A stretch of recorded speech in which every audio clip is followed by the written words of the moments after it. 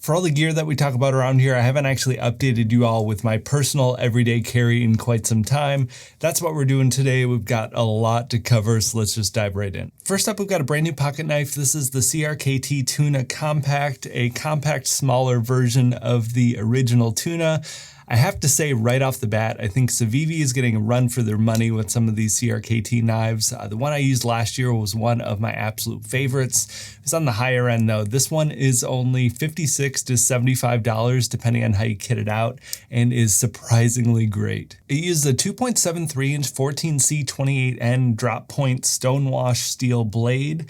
The scales on here are G10. The design is actually inspired by the tuna fish itself. It was made by Lucas Burnley, that's actually here in Bend, Oregon. It weighs 80 grams or 2.8 ounces. Fully open, it comes out to 6.44 inches, and closed, you're looking at 3.81 inches. It uses a thumb stud for the opener, which feels pretty smooth. I tend to prefer flipper knives, but a lot of you prefer thumb studs. I think it might be a left or right-handed thing. I'm honestly not sure. Regardless though, action feels really smooth here. It is a frame lock knife, and the frame lock design on here is unlike anything I've ever seen before. It's much beefier and kind of takes the place of the entire body. Really happy with the quality of this overall. You know, it's not Magna Cut or S30V or anything, but it comes out to $75 for this configuration. They have one that's as low as $56. So a really great budget option that feels awesome. Next up is my wallet. This is the Pioneer Carry Altitude Bifold. For the first time in many, many years, I'm using a bifold wallet instead of a smaller card holder wallet.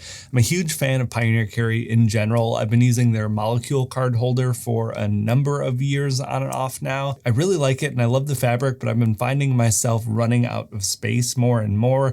Might just be getting old sort of thing. I need that dad wallet space. But this is a bifold here that doesn't really have the chonk of a traditional bifold wallet. There's absolutely nothing on the exterior, no branding, no external pockets, anything like that. Opening it up, you have 4 card slots. I think each can hold 2 pretty comfortably. They quote 4 to 8 cards. I think that is extremely accurate. I've got 5 in here right now with plenty of room to spare, but you do also have a cash slot here that'll take, you know, fully unfolded cash, whether it's US bills. They also say it'll hold euros or yen just fine as well. I'm honestly not sure of the sizing for either of those. Definitely a little bit thicker than I'm used to with the card holder wallets, but it is pretty manageable. The fabric itself, I think, keeps a lot of the bulk down. This is their baby ballistic fabric, so it's kind of like that super chunky ballistic nylon, but it is a much tighter, smoother type of weave. So you get that strength in the ballistic nylon, but you're able to use it in much smaller applications for things like this. I've actually had my molecule card holder wallet with the same fabric for a while.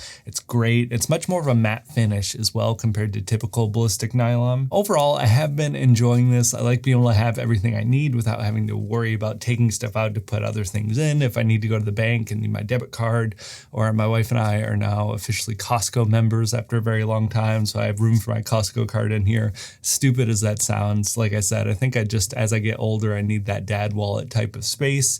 We'll see. I might end up going back. I'll be sure to update you later on, but this thing has been solid. If you want something smaller, the molecule is really great too. Talked about it last year and I'm still carrying it. This is the Anker MagGo Slim Power Bank.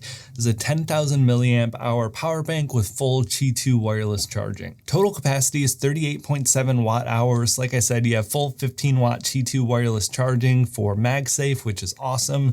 You have a USB-C port on here as well that'll do 30 watts both in and out. It's just over 1/2 inch thick, so not as slim as my Taurus Mini Mag, but you get that extra capacity and charging speed. It weighs 200 grams or 7 ounces. Build quality is also really solid. It's this sort of soft touch silicone, and then you have metal on the exterior. Still pretty confident this is the top contender right now for Qi 2 MagSafe power banks, but it does come at a price. It's on sale right now, but it's still $66. There have been quite a few that have come onto the market since then. I saw one from Ugreen that was $29. If you don't care about the thickness and still want that fast charging speed, that would be a really good option. Alternatively, if you want something super thin but aren't worried about the charging speed, the Taurus Mini Mag is really great. All solid options, but yeah, this has definitely been worth the price for me at least. I teased it a bit last week. I finally joined the dark side. Next up, we have the Apple Watch Ultra 2. Everyone that's watched the channel for a while knows I've been putting off getting an Apple Watch for so many years. I love my traditional watches. I love my cheap digital Casios. I understood the conveniences of having a smartwatch, but just didn't want to take the plunge. Well, I finally did a few months ago. I think it was back in January or maybe end of December.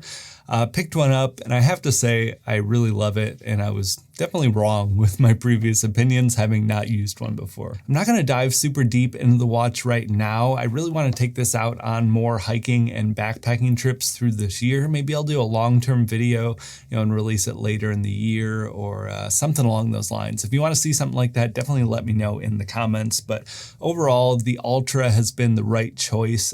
Battery life is absolutely incredible. That was always a really big holdout for me.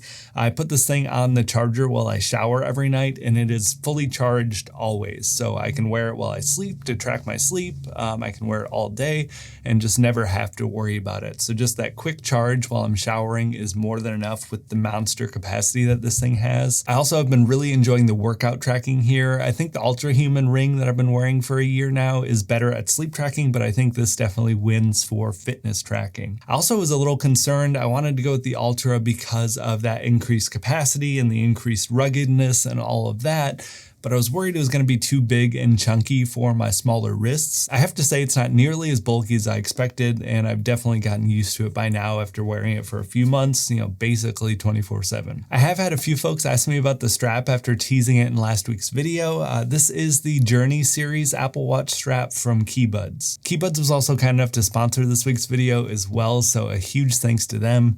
I have been absolutely loving this strap though since I first got it. It's an FKM strap, which is a type of synthetic rubber. It's super durable and tear resistant. It's taken quite a beating for me over the past few months and still looks completely brand new. It's fully waterproof and weather resistant and even has a UV finish on the material. Really great for my hiking and backpacking, but even more so sometimes for simpler things like doing the dishes. There is nothing worse than having a completely soaked watch strap all day. The tuck design is a super clean look and still really comfortable. There's no fidgeting around with dangly excess strap, especially if you have smaller wrists like me. The hardware is made of a 6061 aluminum alloy. It feels durable and premium. This is a brand new release too. They're undergoing all of the testing right now to comply with all US and EU PFAS regulations. Compatibility is exactly what you'd hope for as well. There's stainless steel pins to secure it to the watch itself, and it works with all 44 to 49 millimeter Apple Watches. Most importantly though, this thing is so comfortable and really looks great. I'm a sucker for orange watch straps, but they have a few other color options as well. Be sure to check the links in the description down below if you want to see one for yourself. Huge thanks again to KeyBudz for sponsoring this week's video. While we're on wearable tech, I'll give a quick update to my Ultrahuman. This is the Ultrahuman Ring Air smart health tracking ring. I've had this for a little over a year now, I believe. I still love this thing. It's held up really well for me. My main purpose and use for it at this point is for the sleep tracking. I think it excels at that even more so than the Apple Watch in my opinion. I mentioned it quickly earlier. I think the Apple Watch really excels at the fitness and exercise tracking, but for sleep, the Ultrahuman Ring Air is so much better in my opinion. Obviously way more comfortable to wear a ring compared to a big bulky watch, but even more so than that, I think the app and the UI and the data they provide is just a little easier to digest, and it's a little more useful and just more pleasurable for me overall. Obviously a little subjective there, but that's just my experience. I've been sleep tracking with both of these for like 3 months now. Definitely prefer the Ultrahuman. They've done so many updates over the last year and a half that I've had it. It's practically a brand new app compared to when I first got it. So really nice to see them continuing to work on it. I also really appreciate that there aren't any monthly fees like the Oura Ring. I know a lot of people like the Oura Rings, but I like that this is just a flat rate one-time type of cost. Check it out if you want. I've been really happy with it. Now that I have both, it feels a little excessive, but I am a sucker for any kind of health data. Got a sling bag up next. This is the Pioneer Carry A4U. I've been using the Bellroy Light Sling for like 2 years straight now. It's taken a lot for me to want to test something out. I really love that, but I found this on the Pioneer Carry website when I was getting my wallet, and it was just such a unique design. I had to check it out, and I've been really happy with it. Covering some of the basics really quick, it's a 2.5 liter capacity capacity bag. It does feel a lot larger than that though in practice. It measures 11.5 inches by 8 inches and they claim 2.5 inches in thickness. That just depends a lot on what you put in it. It will hold an iPad mini, or I believe it's an A4 sized notebook. The exterior fabric is actually the same as my wallet. It's the 840D baby ballistic material. Covering the design though, because that is where this thing really shines. It is just such a unique shape and style. I haven't really seen anything else like it. You have two exterior pockets here that do have some 3D shape, so there's a lot of room here to put some quick access types of things. You have no pockets on the back side, no back security pocket or anything like that.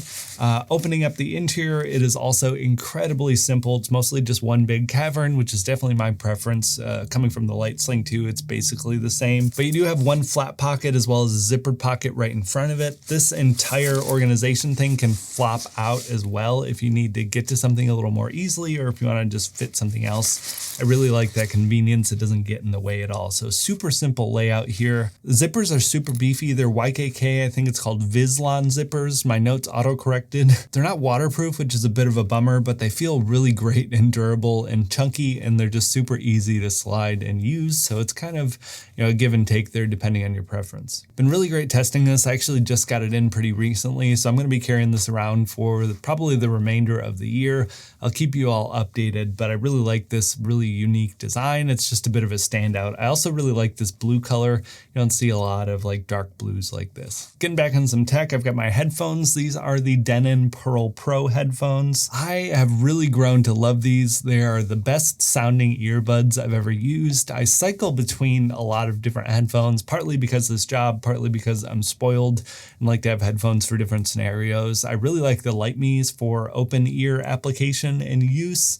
I also still really use my AirPods Pro quite a bit just because of the ecosystem advantages that has. But strictly for sound quality, these are the best by far, and they are still on sale right now for $150. I talked about them a few months ago and mentioned they dropped it down from $300, and I just checked before recording today and they're still at $150. So really incredible value. What really sets these apart though, aside from just generally sounding good, they create a custom tailored profile for your ears and your hearing. I don't really understand how it works or what the details are with that, but it works really well. I've always been super sensitive to treble. Every time I do a profile, it cuts back that treble quite a bit for me. Might just be a correlation, causation type of thing. They sound great to begin with, but once the profile is activated that's custom for you, they are just incredible and unlike anything else I've ever heard. So if you don't care about Apple ecosystem stuff, and if you want some really good earbuds that sound better than everything else I have before, check these out. Got a flashlight up next. This is the Manker E03H3 flashlight. If you watched the last video, you already saw a big write-up of this thing with tons of details, so I won't go in super detail on this one.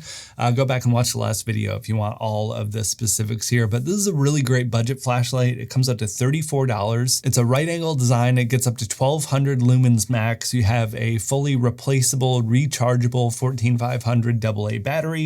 The magnetic base is awesome. Along with the right angle, you get a ton of great variety with how you can use it. Weighs 42 grams. It's 3.26 inches long and 3/4 of an inch in diameter. Especially for the pricing, I really can't recommend this enough. I'm a big fan of this form factor and I'm a big fan of budget flashlights. This is a pretty noticeable step up from most of the $15 to $20 lights that I've had on the channel here. For sunglasses, I've still been completely obsessed with Shinzo Tamura.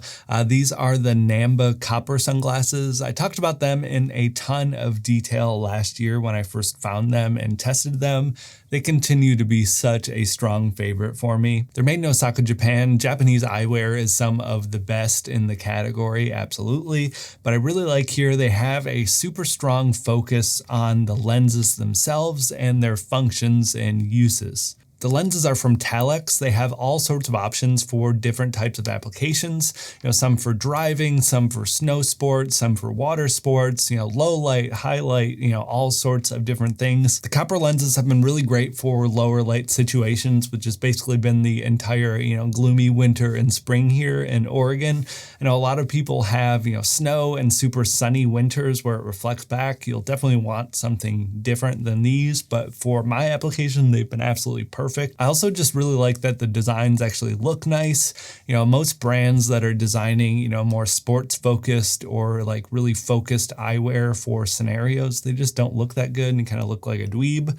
These are actually nice designs with all of the function and tech of those sorts of things. Super light frame. They only weigh 20 grams. It's super bendable and flexible. It's kind of like a Wayfarer type of style. Can't recommend these enough. I have 2 pair, you know, and I grab depending on the outside conditions, but these have definitely been great in the lower light. Got a rapid fire round up next. These are all things I've talked about so many times in the past, but I still love them and carry them. So we're going to go through really quickly so we don't waste another half an hour of everyone's time with my rambling. First up is my phone. It's the iPhone 16 Pro Max. This thing has been really great since I got it. I love the cameras. I love being able to have that full like ProRes RAW footage as well. I've used it for the channel so much since I got that. My old 14 did not have it, so it's been really nice to have that. The extra storage on here has been good too. I got the full 1 terabyte option. To accompany that, I have the Moft Invisible Tripod. You all know I've raved about this thing probably like 15 times at this point. They sponsored some videos for me as well, which was awesome. But I really love this thing. It's a little MagSafe tripod you can put on your phone. Really great for video calls or static shots if you're doing photos or videos while you're traveling. You know, it folds down to the size of a couple of credit cards, and it's just really nice and convenient to throw into a bag and keep around with you. On that note too, I've got the NanoBag. This is an ultralight shopping bag. Weighs less than an ounce, about the size of a standard shopping bag. Having one of these around is really great, especially if you're like me and living in the city. You know, I walk around to a lot of places and sometimes I'll grab groceries or something where I wasn't planning and don't have other bags with me. So just having that extended capacity storage when you're on foot is really amazing. I've got my handkerchief. These are the Vala Alta handkerchiefs. They are Irish linen, so a little bit better than cotton handkerchiefs. Antimicrobial, they dry faster, they absorb more. They just came out finally with the larger sizes. It's 16 inches by 16 inches. Can't recommend these enough. They have been a favorite of mine for so many years. I always keep an AirTag in my sling bag as well. I tend to forget my sling sometimes, and it's nice to be able to locate it super easily. I've got a microfiber as well. These are Koala cloth microfibers, if memory serves me right. They were just the first Amazon microfibers I found that weren't terrible. So I'll put a link to those if you're in need, if you wear glasses or like to clean your tech off. And I also have the Jibbon Key Organizer, the long-standing king of key organizers. If you've been around the channel for quite a while, you know I tested probably like 15, 20 different ones. This was the champion by far. You get really nice leather and it's a toolless design, so you can access your keys really easily if you need to pull one off really quick. Sometimes that can be a huge pain with other key organizers. But on that note, that is the end of the list and the end of the update. It has been some time. I was doing seasonally for a while and I skipped the past couple of seasons. I just felt like I didn't have enough updates. So now I had all these fun, exciting updates. Hopefully you enjoyed the video. Let me know what you're carrying down below in the comments. Let's get a discussion going. I'd love to hear about it. Thank you all so much for watching though, and I'll talk to you in the next one.